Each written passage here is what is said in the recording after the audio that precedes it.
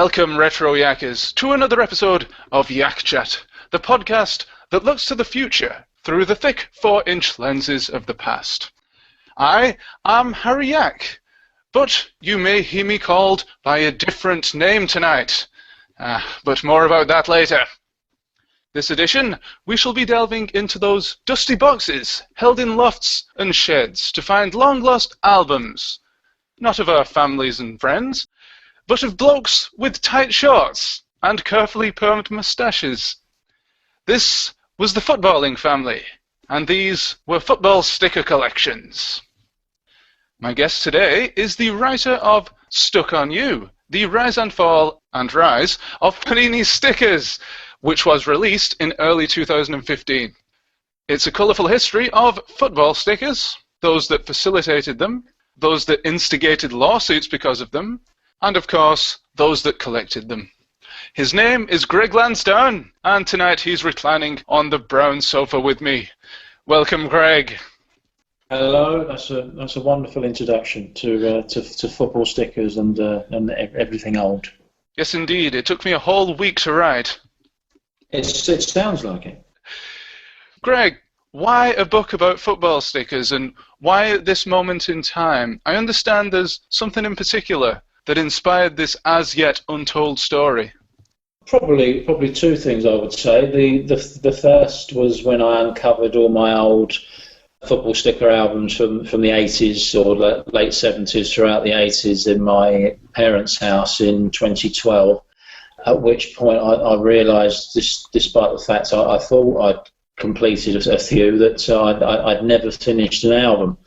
Obviously, my resources are a little bit flusher, not much, but a little bit better than when I was a child. So there were possibilities, I believe, to finish a few of the albums that I wasn't too far off from. Little did I know that when I went on sites like eBay and Swapstick, that actually it's very hard to obtain the stickers that are needed, certainly at a fair price from the 80s. So then in 2014, I thought, well, actually, it'd probably be cheaper to complete the World Cup album, and at least I can say that I have finally finished an album. Little did I know what a phenomenon the World Cup album last year would be in terms of adults collecting, people around my age and a little bit younger who either grew up collecting Panini stickers or Merlin in the 90s. And as I say, the amount of people that were collecting really was incredible, and it was the first World Cup that really was impacted by Twitter. Although it was about in 2010, it didn't have the same presence. So in 2014, you had all these people, including celebrities, putting their swaps and their wants online, and people from all over the UK and beyond were doing their swapping. It was incredible. So how much was this rise in popularity with the Panini stickers once again down to circumstance, the internet and increased social media possibilities, and how much of it was down to just pure nostalgia? The kids who grew up in the 80s and 90s, they have fond memories of finishing or trying to finish their own sticker albums. Do you think most of the people who were collecting were adults? I wouldn't say necessarily most of them. Obviously, when you're a child, you do rely on adults to buy the packets for you, because pocket money doesn't run too far, especially these days at 50p per packet. But no, certainly children of the 80s and 90s, to a slightly lesser extent, did make a huge dent into the success, as also did the fact that for the first time albums were being given away in supermarkets and newsagents. In the old days, you would have to rely on buying a magazine to get the album and a packet or two of stickers. But in 2014, it was a lot easier. If you wanted an album, you could have a free album. I think I got the Merlin 96 Premier League album with a copy of Match or Shoot. Have I remembered that correctly? Did they do that? Yes, they did. If it was 96, I think by that stage it probably would have been Match, but they did. They did tend to cross over. When I'm a bit older, so in the 80s, Panini relationship with Shoe, then they moved on to Match. But then by the time you started collecting Panini, were out of it. I think Merlin were in bed with Match. So yes, you're right. Well, that's all covered in the book, actually. Stuck on You, the rise and fall and rise of Panini stickers. Just in case I didn't already mention that, the whole soap opera between, well, I made this mistake once already in thinking it was the big three of the sticker industry, which was Merlin, Panini, and Topps. So where do Topps come into this? Because I hear now they're merged in with Merlin. Is that true? Yeah, in the 80s there was Panini, and then there were the rest. The rest had no success because Panini had all the clout in terms of distribution, marketing, etc., etc. As we went into the 90s, Football 93 was their last album. The Premier League were then looking for a company to do their first album the following season. 93-94, they didn't do one for their first season, and it didn't go out to tender. They heard a lot of good things about Merlin. They had a chat with them, and they decided to give it to them. An American company called Topps bought them out in 95, but the name Merlin was kept for the Premier League albums for another 10 years. Then Topps were confident enough to use their own name. But the latest Premier League album, they've reverted back to Merlin in the hope, as we had with the 2014 World Cup and the nostalgia kick, they're obviously hoping that people who bought the albums in the mid-90s see that it's the Merlin Premier League album and go back to collecting again. I don't think it's been the success they were hoping for, but that obviously was the intention. Okay.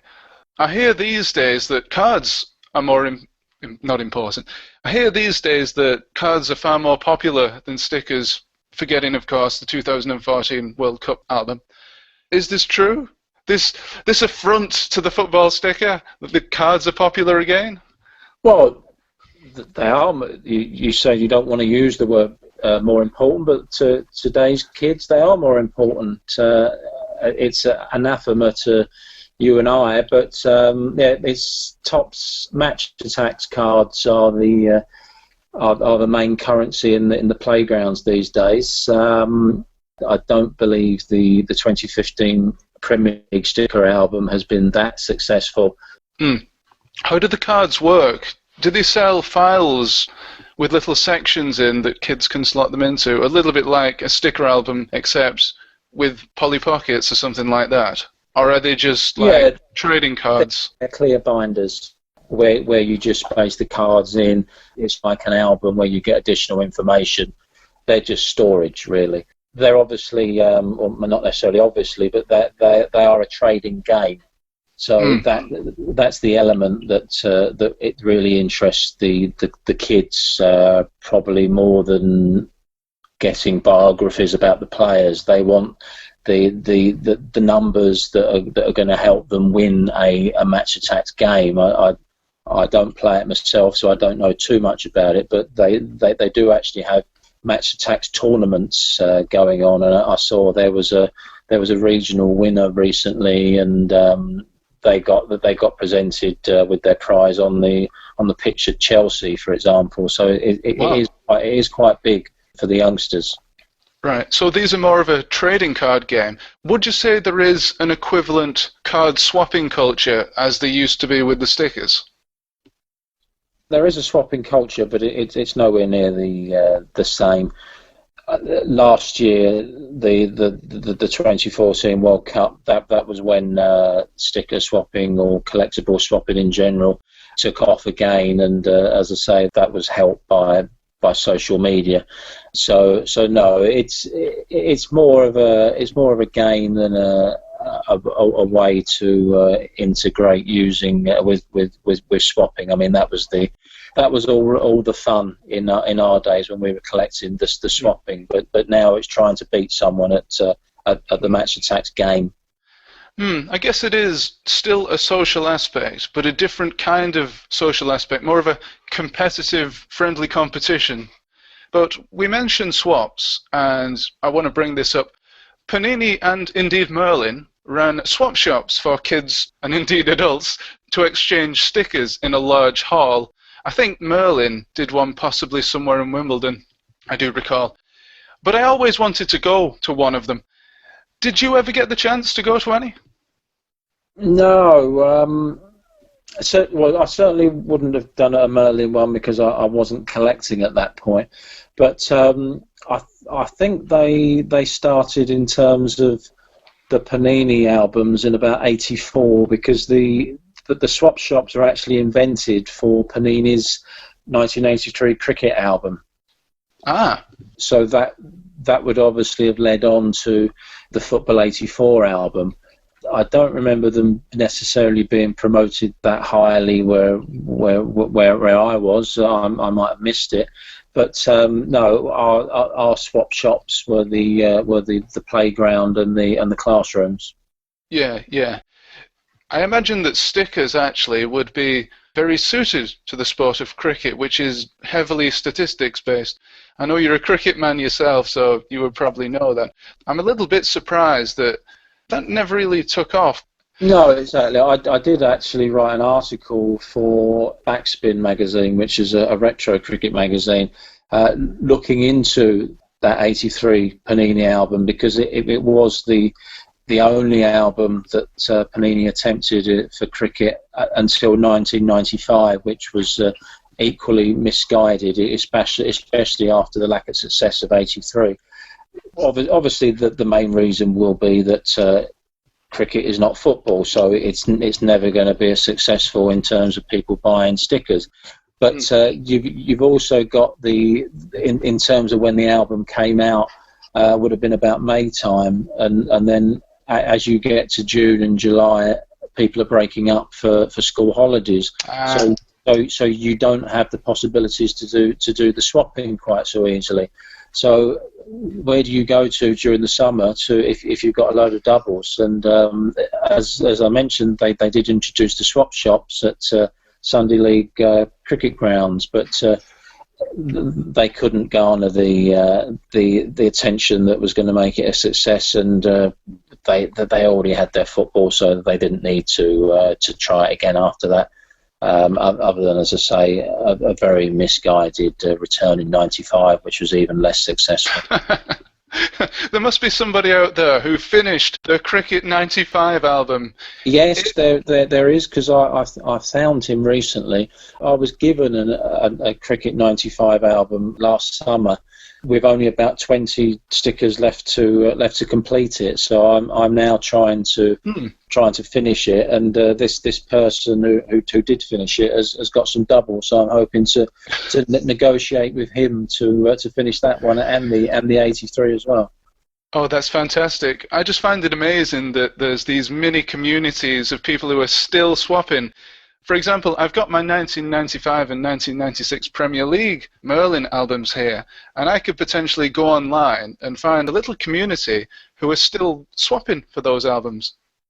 Yeah, I use a website called Swapstick, and have done so since I retrieved all my albums from my parents. It's slow going in terms of finding people, because obviously you've got to find someone who was also anal enough as I was to keep all my doubles from the '80s, and they're really good currency now, because not many people did keep them. So obviously it's a case of if you're looking for Football '87.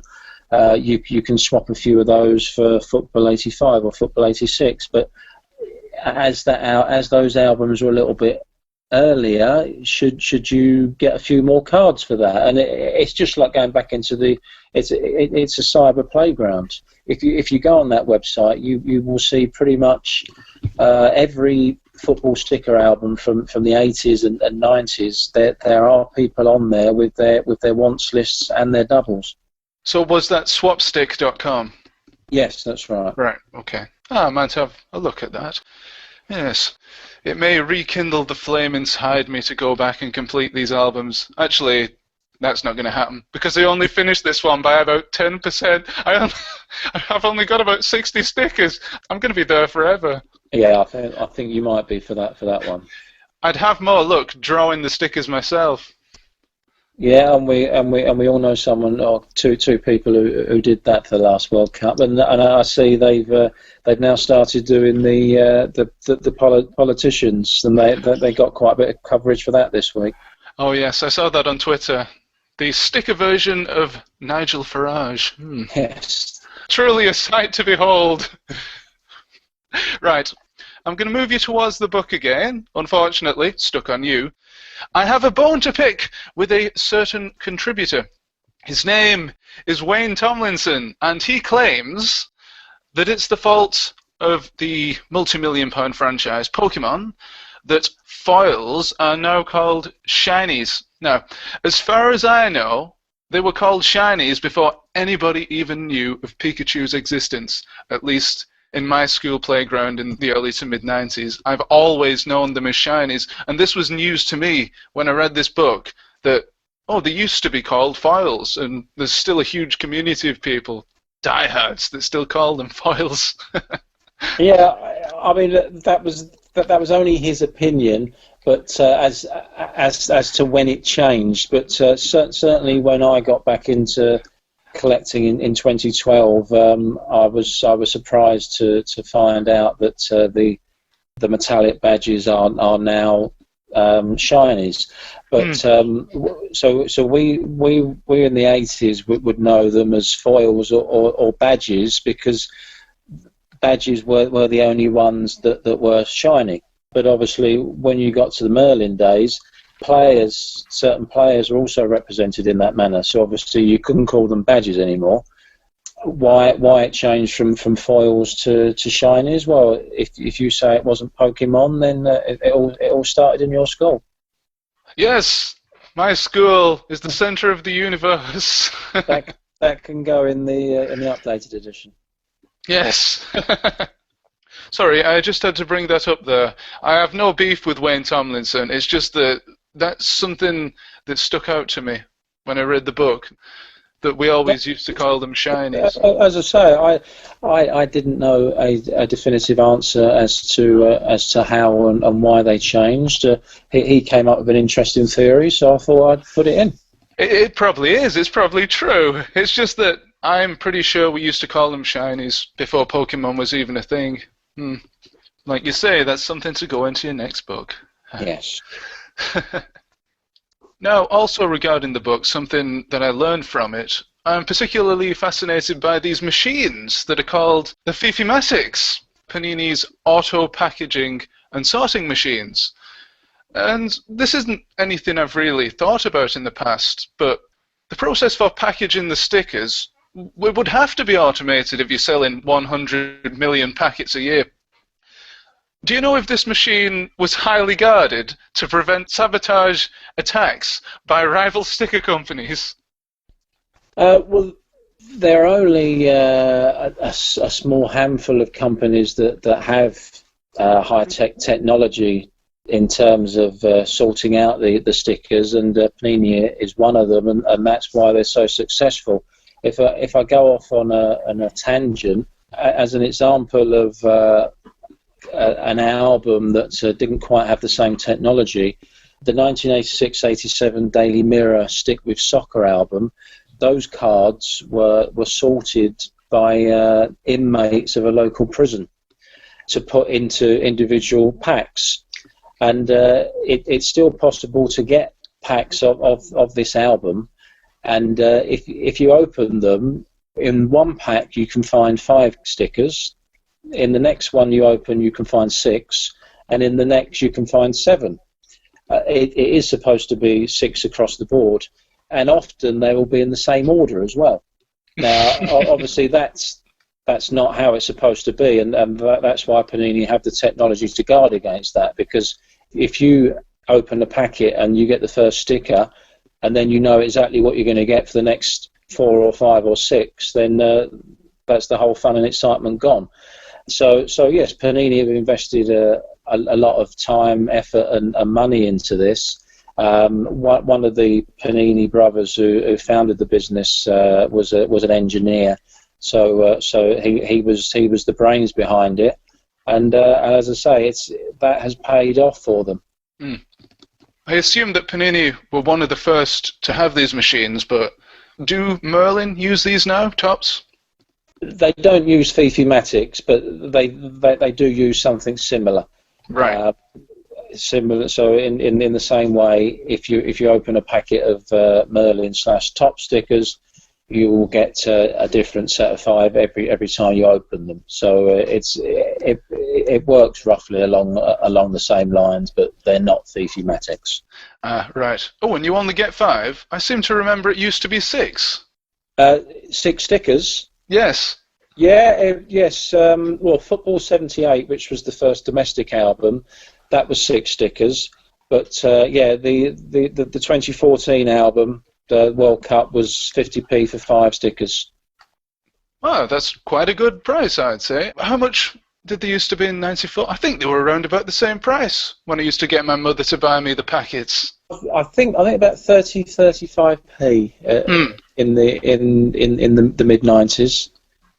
Yeah, and the sizes of stickers have gone smaller as well, though. So I guess they've saved in that sense. Yeah, it fluctuates. I mean, you're too young to remember the late '70s, early '80s albums, but they had a different size of sticker every album in those days. Ah, right. So a Stato could look at this sticker and think, that's from FIFA 78 or whatever. Yeah, it was noticeable. I mean, for instance, Football 83 got rid of the head and shoulders shots in favour of a full-length body shot, which was the only time they did that. And I do feature that album quite heavily in the book, because if you have a full body shot, that then opens up all sorts of other potential. So there's a Swansea City player, Alan Curtis, who swapped his boots for carpet slippers, and there's a couple of other Swansea players who are not wearing boots at all.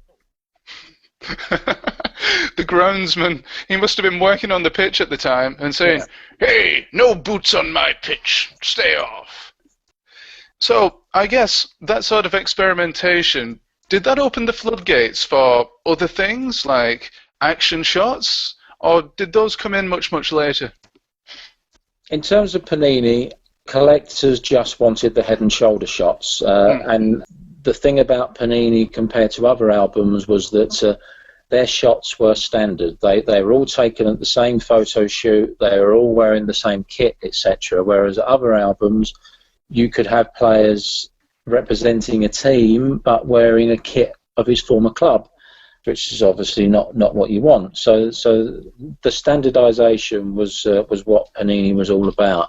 But as they got towards their the end of their reign in Football 92, they did actually have action shots, and it didn't work. Oh dear.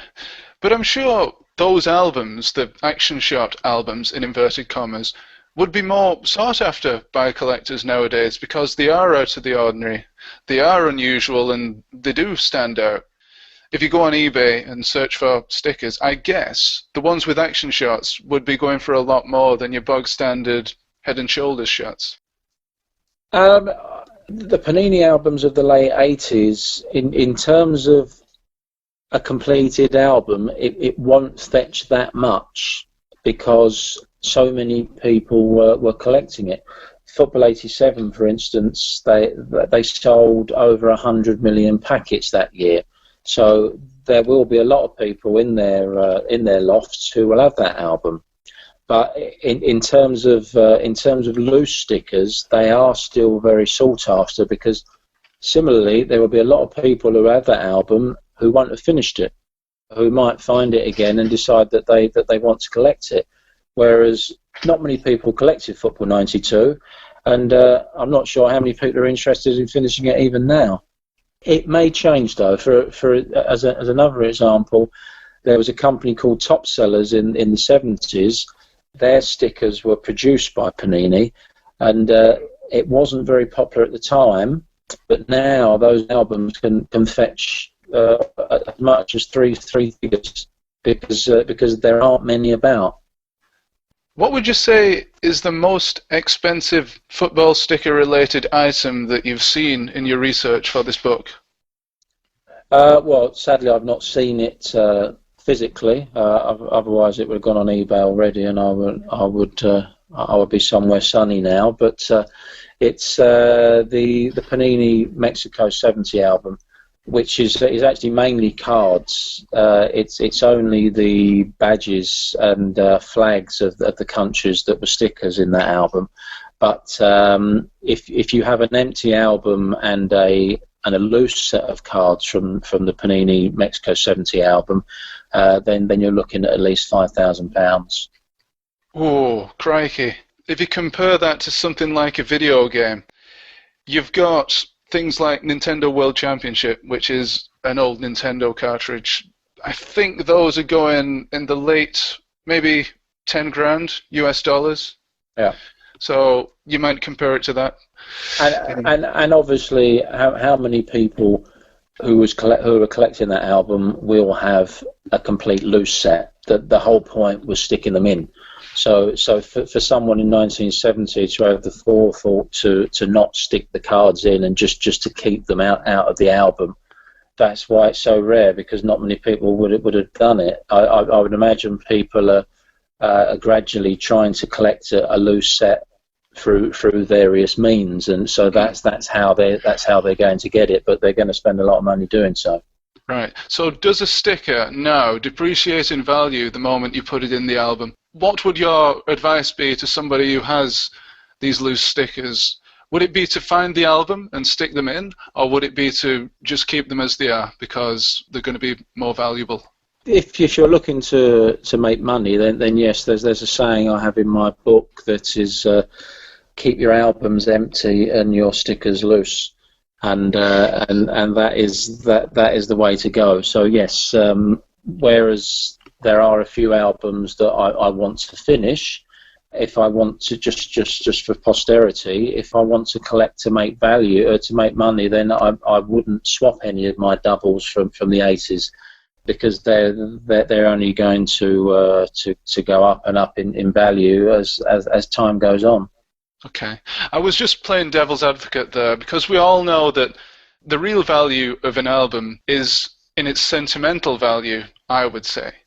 That accomplishment of completing the album, saying, oh, I did it, is always going to be better than say, oh, I have a complete set of stickers from a certain year, but they're all loose. No, exactly. It depends if you're a collector or you're a dealer, really. There are people who make a lot of money out of football stickers. That one person mentioned in the book in particular calls printing stickers like printing money, really, if you've got the right ones. I can thoroughly understand that. Right. Just a bit of a random question out of the blue here. Tell us about Stuart Nethercott. I can probably tell you a bit more than you would imagine, because I actually played football with him for my local district team in the late 80s. Little did I know that 25 years later that I'd be mentioning him in a book about football stickers. But I would recommend anyone interested in the story of Stuart Nethercott and football stickers, they go on his Wikipedia page, because most of it is dedicated to the fact that everybody seemed to get recurring Stuart Nethercotts in the Merlin, I think it was the Premier League '95 album. His face just kept coming up and coming. So apparently people were covering their school lockers with Stuart Nethercott. And now, rather than focusing on his career at Tottenham and a long career at Millwall, that's what he seems to be synonymous with. With the football sticker albums. Yeah. Actually, if you just hold on a second, I can go and see if I have Stuart Nethercott in my Premier League '95 album. It won't take me long because I'm looking at the box in which it's held. Hold on a sec. Okay, for the sake of completeness, I actually have right here my incredibly dog-eared Premier League '95 album. It's lost its cover. I don't remember ever losing the cover, but it's gone. I don't know where it's gone. Right, let's see. Well, I've got Bruce Grobbelaar. I used to like him. Right, it's Tottenham Hotspur. Yes, I have him. Hooray! If you hadn't, then I think you would be the only person who didn't. I've also got Colin Caldwood and Eric Thortsved, who looks like Sting. He's the goalkeeper. And Ian Walker looks about 10. Brilliant. A dip into the archives there, the Yak archives. And actually, in this album, I've just noticed they didn't have special stickers for the managers. They were already printed in. Yeah, well, they certainly had enough enough stickers elsewhere in the early Merlin albums, didn't they? So they were generous to give you those for free. What I'm particularly impressed by, looking back through this for the first time in about 20 years, is all the statistics. I do remember actually becoming more interested in some of these players because of the statistics and getting into things like Championship Manager, the football game, because of this. Well, that was the big thing that Merlin wanted to do compared to what had gone before with Panini. They wanted to make it an album in itself that even if you didn't collect the stickers, it would be an interesting resource to find out more about the players. Oh yeah, absolutely. You could buy this as a bit of an annual, you know, like the old shoot and match annuals. You could buy this because it's got the results from the previous season. In fact, this must have been printed, this copy of Premier League '95 must have been printed halfway through the season, because it's got half of the 1995 results printed. It must have been a reprint. The album would have come. I would have thought in those. Yes, possibly it was, because they normally came out about October. So maybe they did a second album. Quite possibly. But yeah, going back to my original point, well, the second point, the original point is Stuart Nethercott. The second point was all these statistics. You've got the top goal scorers, all the sorts of things that you would see on, say, the BBC website now. But back in the mid-90s, this would have been your go-to resource for statistics. That or teletext. Yes. Hey, I'm glad you brought that up. I've actually got a whole load of old sticker albums here that I've dug up. There's my Premier League '96 one, and actually I've got England '96, the official team collection, and Premier League '99 as well. I'd completely forgotten I had these, and I have 0 stickers in any of those, and the England '96 one is completely ripped. Oh, I was going to say if they were in good condition and empty, then they would fetch a decent amount of money. Ah, okay. But as they're ripped, probably not quite so much. Only one page is ripped. Someone somewhere will have it, but would have it off you if you were willing to part with it. I've got a Teddy Sheringham sticker in it. Enough of that, though. Going back to the original point, Stuart Nethercott. You said you played with him. Is that true? It is true. It's not something you'd make up. You'd make up someone more glamorous, wouldn't you? Really. So, yeah, we played for Redbridge District team in the late '80s at centre back together. Ah, right. Oh, who would have known? Who would have known? He'd be a star of the Premier League '95. I think I do mention it in the book. So anyone who's read the book will have an inkling. Yes, that is why I asked you about that, because it's one of the things that stuck out to me. Yeah. I get that one. Yeah. Yeah, sorry. When reading this book. Enough of that. We have one more question here, which has actually been submitted. And then we shall move on to the cover, because it's a very interesting subject and one in which we both have a vested interest. But this question, bear in mind this was submitted. Who would you say are the most and least photogenic players in the history of Panini albums? Most, I'm not sure I can answer that. You probably have to ask someone who's interested in photogenic footballers. I guess the question is more the stickers in the albums, who are the pretty boys and who are the ones that look butt ugly? I guess that's what he's getting at. Exactly. The pretty boys I'm not really into, but there are certainly some wild and wacky haircuts from the late 70s.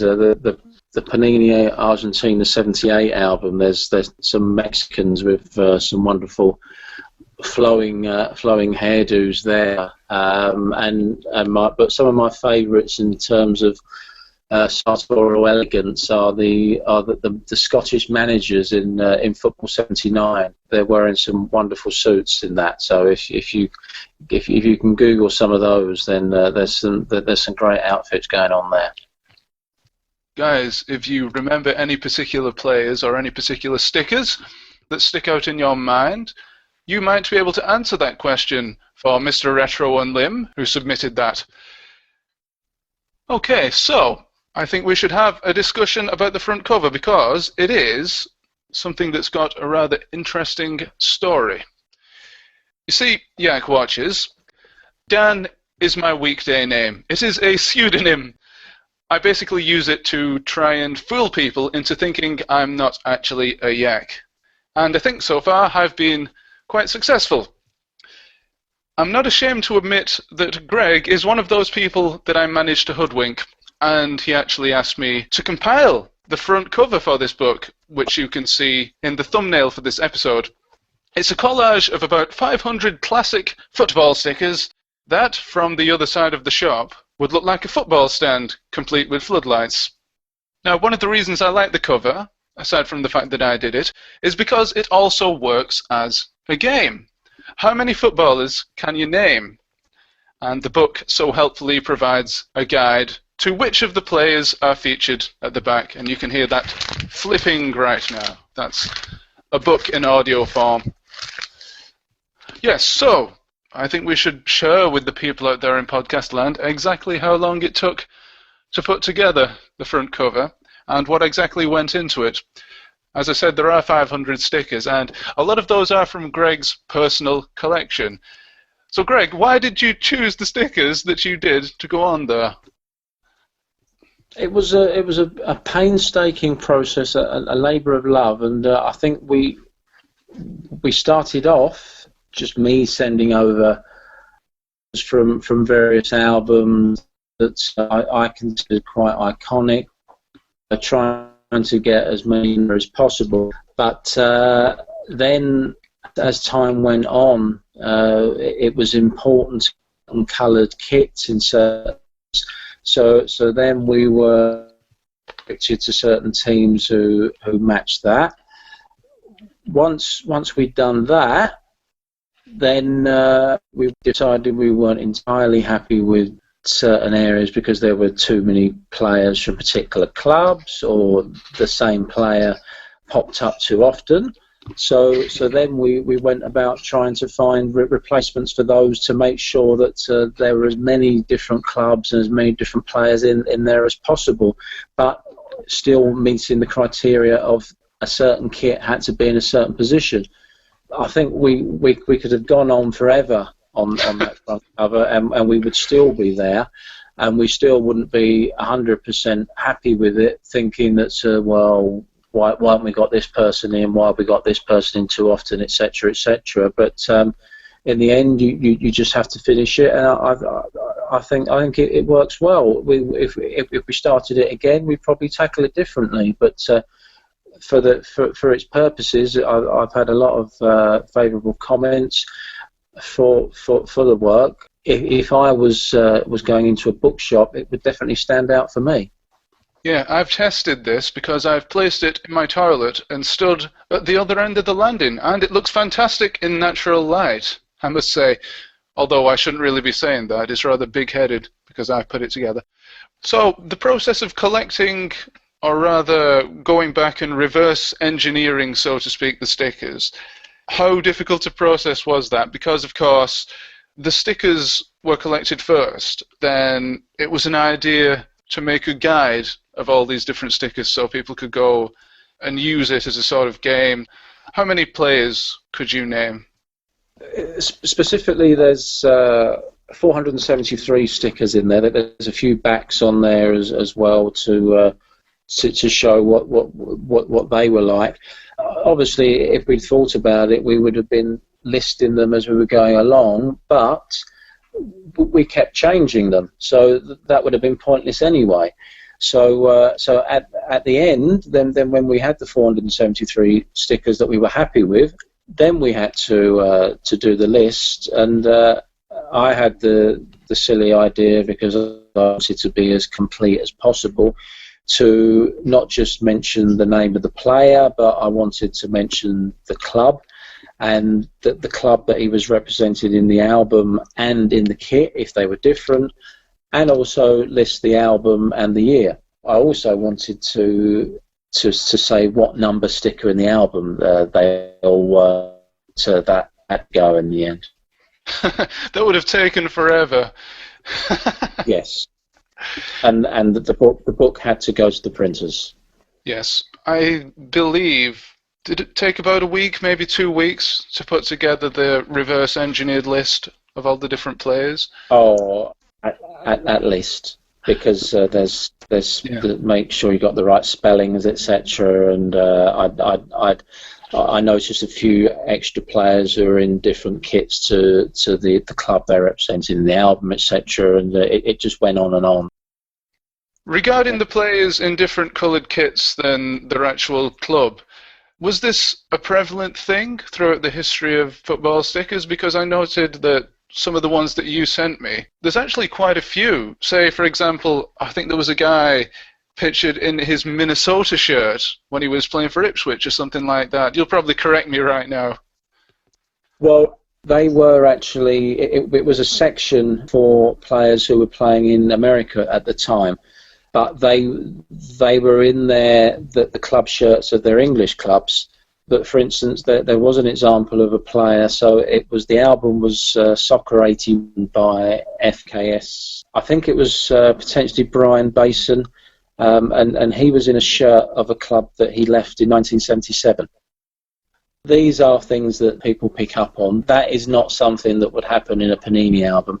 That is the reason why FKS finished a year later, because they just weren't keeping up. They obviously didn't have the photo archive, and they weren't prepared to go to the photographers to get to more up-to-date pictures. And as I say, 77 to 81 is a massive gap.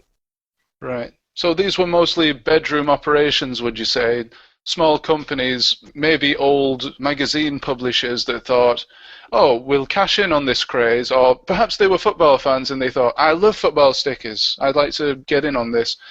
Some companies, but not FKS, because they were the market leader from the late 60s until Panini came on the scene in the UK. But the big difference was that their stickers weren't self-adhesive up until the late 70s, so you had to glue them in. When Panini came onto the scene with their self-adhesive stickers, that then meant, well, why would I collect an album where I've got to make a whole lot more effort to glue everything in, where all I have to do is peel the back off and it's in. And FKS did try to catch up with technology, but it just didn't work. And so, as I say, in 92, that was the end for them. Okay, so when was the very first sticker album that wasn't completely cards? When were the first stickers produced? In term, you mean self-adhesive? Yeah, sorry, yes. Yep. In terms of an album, it was 72, 73, which was Americana Munchen's Soccer Parade. So quite an exotically named company. You would think it's a American-German hybrid, but it was actually an Italian company, not Panini. And this company had several unsuccessful ventures into the UK, and that being the first of them. If you hunt out an album now, you can find it on Google. You won't see a complete album anywhere, or very unlikely. But it doesn't look a particularly bad album. I would imagine the reason it wasn't very successful was because FKS at that time, with their picture stamps that you glued in, had a far better distribution. and that was what it was all about. There's no point having a decent product if nobody knows about it. So the concept of the football sticker wasn't an immediate revelation, but it eventually came to be a revelation. Yeah, when Panini came on board, they did everything right. They did the marketing right, they did the distribution, and they gave away their albums with Shoot, which was the most popular football comic of the day. So you're looking at 600,000 people were getting an album immediately just by buying Shoot, which was how many people were buying Shoot at that time. Okay. I'm aware that we've moved away from the cover now, which I did want to speak a little bit more about. But I've just thought of another question. Yep. And that is regarding Merlin. Now, firstly, can you confirm for me that it was founded by 2 ex-members of Panini? It was founded by 2 former Panini employees and 2 other people who worked for the distributors for Panini. Okay. And the other thing is, and this might interest quite a few of our listeners, and Merlin cut the teeth in something you might not necessarily expect, a wrestling sticker album. Now, this is recounted fantastically in the book. I'm sorry, I've forgotten the name of the guy who speaks about it. There is one of the inside guys from Merlin. Do you remember his name? Yes, it will be either Peter Warsop or Kelvin Gardner goes into the most detail about that album. I think it was Peter Warsop then, yeah. I find that fascinating because, to me, Merlin, it was all about football. Although I did actually have, now I come to think of it, a Super Mario Brothers sticker album, and that was by Merlin. So yeah, they must have branched out into all sorts of other things around about that time. But for in their first 5 years, their first album was a football album, which was the old First Division, plus some Scottish stickers, and then they did an Italia 90 album, and then they didn't do another football album for 4 years. So their success, Merlin's success, was founded on anything but football. It was wrestling was the main one, but it was film and TV franchises, and the reason why the Premier League took on Merlin had nothing to do with their football success, because they had no football success in terms of their background as Merlin, just as former Panini employees. Where do Sky come into all of this? Because I do know that WWE was a massive, massive franchise in the early 90s on B-Sky B. There's obviously some sort of connection there. This is covered in the book, isn't it? Yes. Sky are involved because one of the reasons why Merlin was successful was because they're also, at the back of the album, you could buy the merchandise of the wrestling, because not many people had Sky in those days. But that is where the interest was generated, and then people were buying all the merchandise through Merlin. Ladies and gentlemen, you have the WWE to thank for your football stickers in the mid-90s, because if it wasn't for WWF, Merlin wouldn't exist. In fact, I'm not even sure if Panini would have existed, because they were dying out around that time.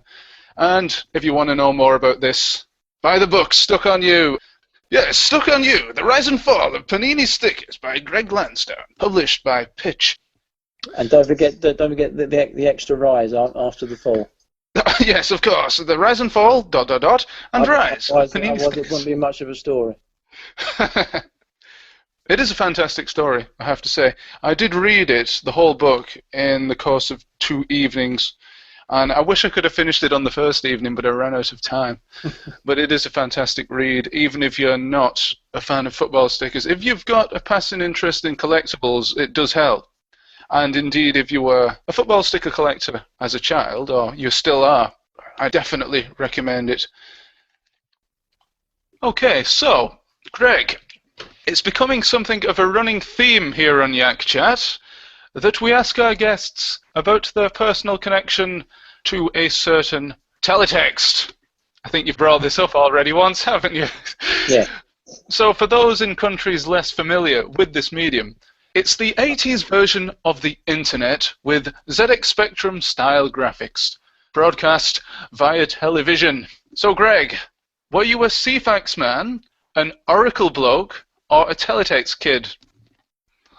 I was certainly a CFAX man, but I did flick over to Oracle if there wasn't if I couldn't get anything that I liked on CFAX, or I didn't believe the scores on CFAX. Maybe I was hoping for a better result over on ITV.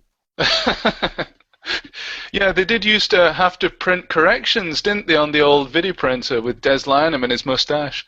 Oh, definitely. But no, I became synonymous with teletext with my friends when I would stay over their house at university, and I would always ask in the morning for the 3 T's: tea, toast, and teletext. I couldn't function without having all 3 to start the day off. Magnificent, magnificent.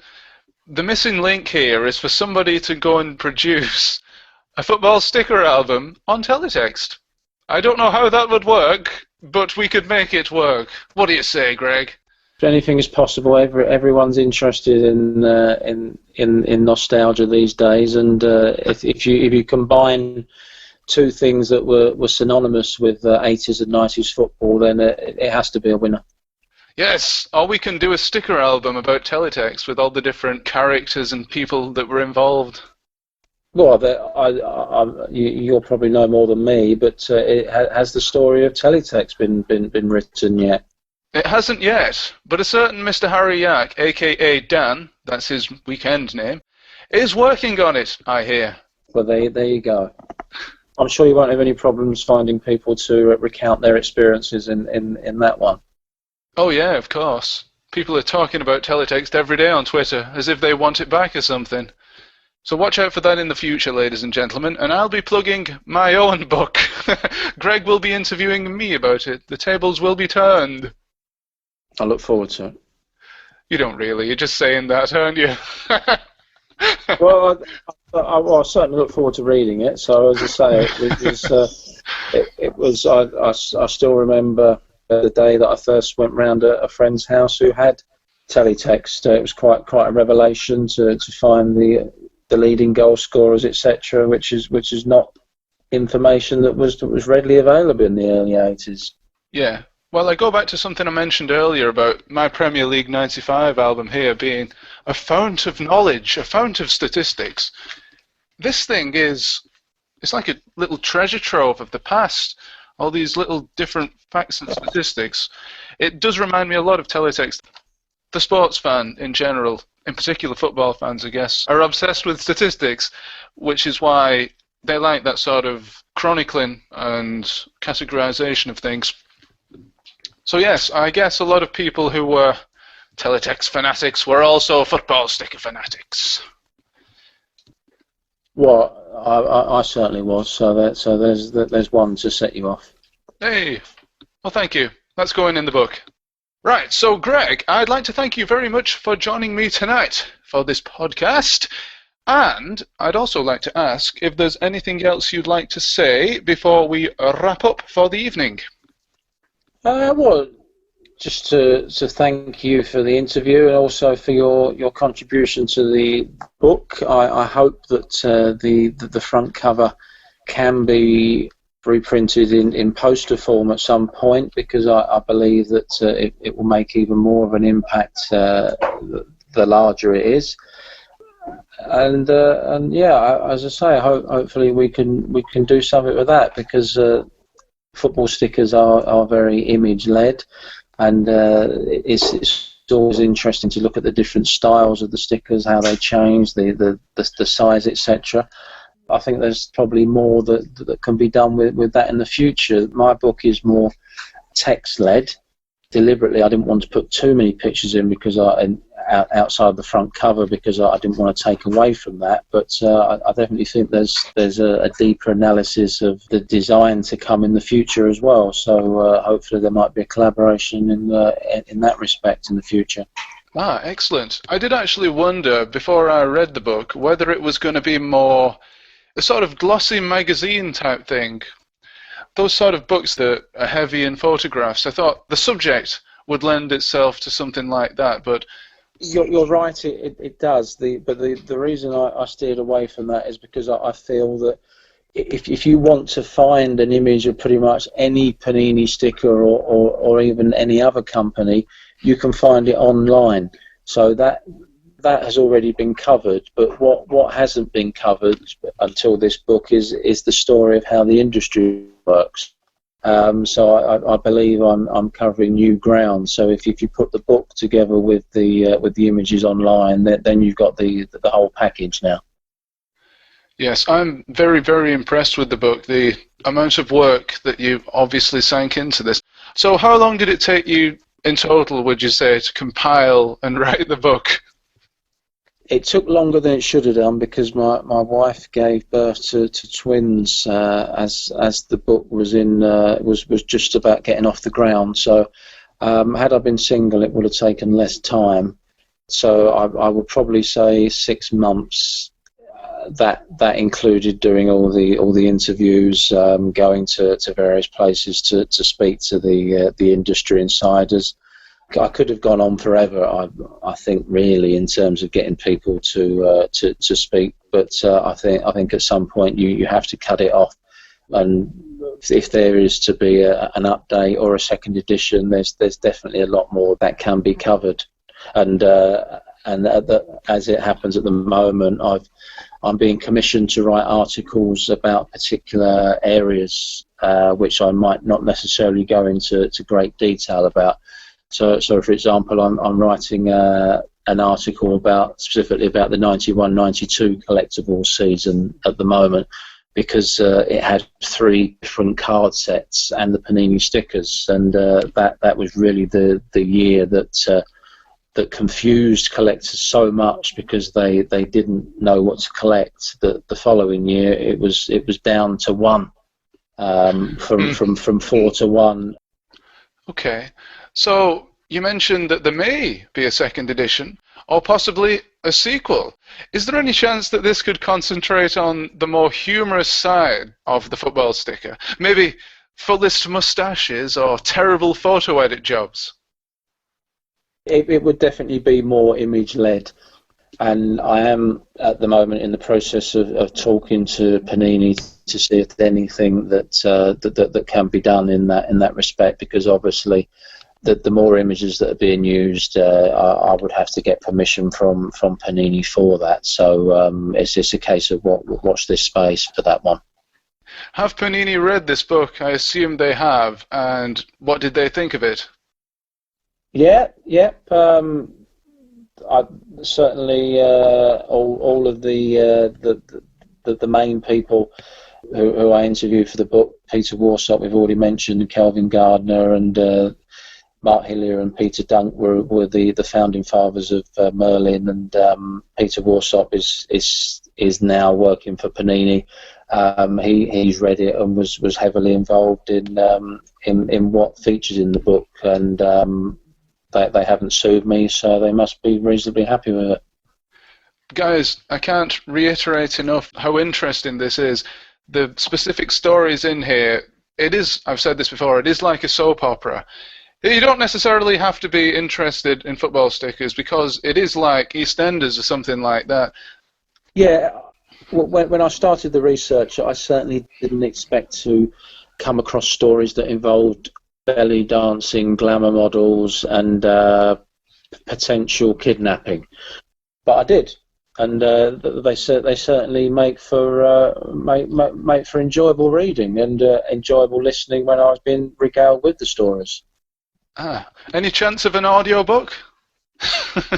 Well, not with my voice, but I'll try and think of what actor could potentially do. I mean, there were, or celebrity. As I touched on earlier, there were a lot of people who were tweeting their swaps during the last World Cup, and people like Ed Sheeran and Josh Widdicombe and Ed Balls were involved with the Panini sticker swapping last year. So maybe one of them, someone who is a genuine football sticker collector. Yeah, it's funny you should say that, because I've got your book open on page 33, Well, you mentioned Ed Sheeran, Josh Widdicombe, and Ed Balls, and also TV presenter Ben Shepherd. He thanks Panini for helping his kids to complete their album. Yes. No, they were the main ones. There had been other people who have referenced collecting football stickers over time, but they were the ones who were very proactive last year. People like Alan Davis retweeted for the book because it was something that he'd done when he was younger.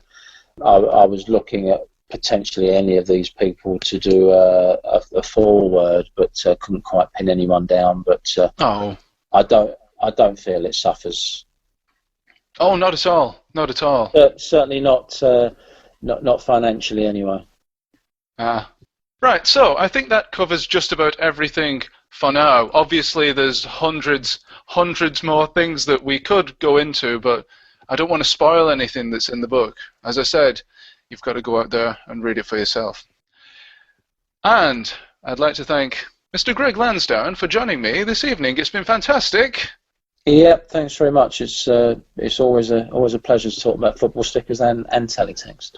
And teletext, of course. More teletext to come in the next edition, no doubt. So, Greg, any parting words?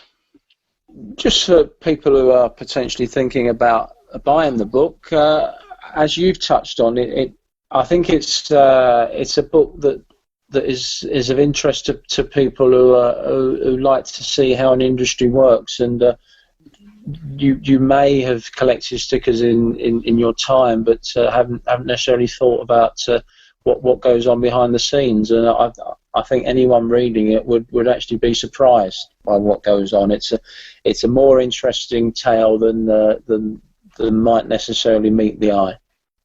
Just like Transformers, then. Exactly. Ladies and gentlemen, I'd like to thank you for sticking with us this long. Sticking with us. Yes. I've been talking to Greg Lansdowne, the author of Stuck on You. How was it for you, Greg? It was fantastic, just like the first time. You never forget the first time, ladies and gentlemen. Although this was the second time, because this was the second edition of Yackchat. So join us again for the next one, when we'll be chatting about probably teletext again, and a bunch of other stuff. Possibly the sequel to Stuck on You, which will be coming out next week at this rate. Sayonara, ladies and gentlemen.